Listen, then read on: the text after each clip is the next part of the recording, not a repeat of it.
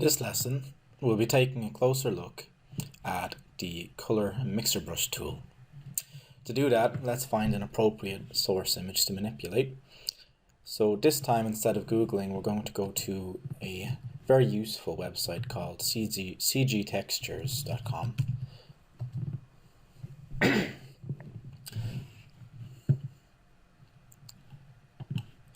I'm going to come over to Scrap here.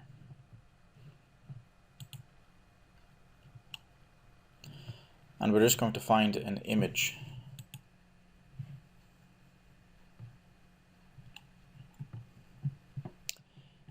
With some different colors that we can use to just see how this color mixer brush actually works. Okay, so this one I quite like. What I'm going to do is print screen on the keyboard. Over to Photoshop, Control N for a new document, enter, Control V to paste, and we're going to use the crop tool, which we've already learned how to use, just to isolate that area.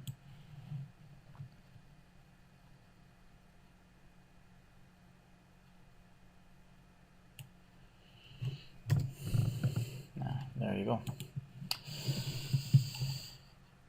Now, the color mixer brush, or just the mixer brush tool for short, is the last tool in this drop down of brush related tools.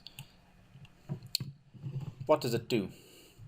Well, the color mixer brush from top to bottom has been designed to emulate as closely as possible a real world painting experience, which means that we have wetness settings and load settings and mix settings and things like this, which try to simulate what it would be like if there was actually paint on the brush interacting with paint below.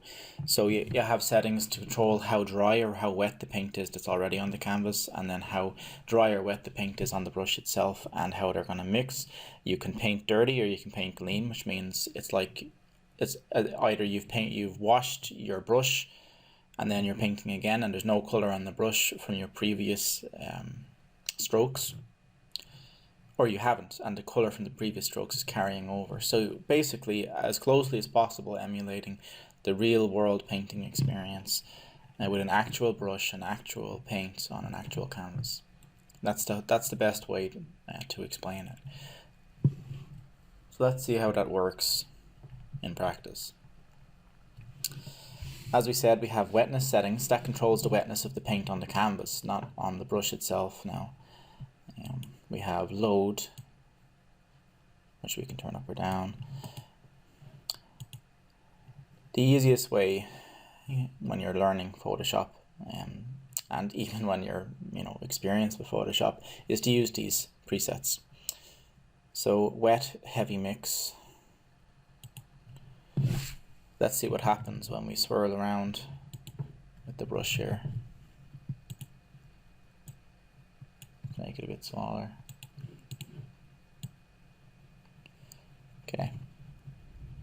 So you can see that all of these colors are being mixed in together.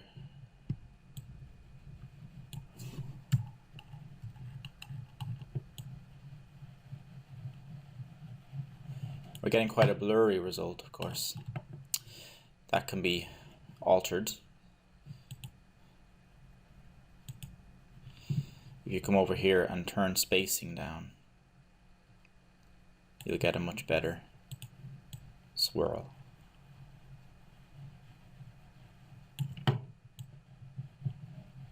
Okay.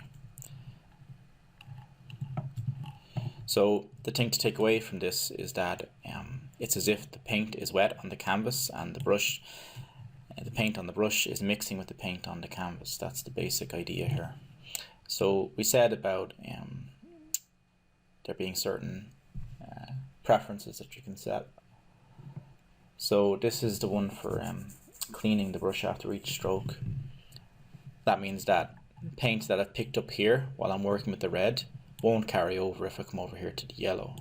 And you can see that's true because there's no red. I'm going to undo that. What if I turn this off? So now I'm going to paint over here with my red and my white. And if I come over to the yellow this time, will it carry over?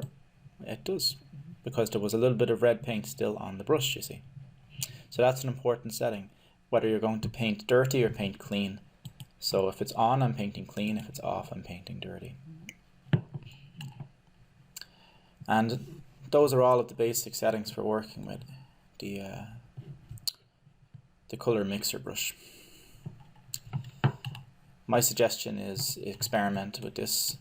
It's a great way of creating artistic looking images, even just from photographs. You can create something that looks very much like a painting just from a photograph if you're not really an artist but you want to get that artistic effect.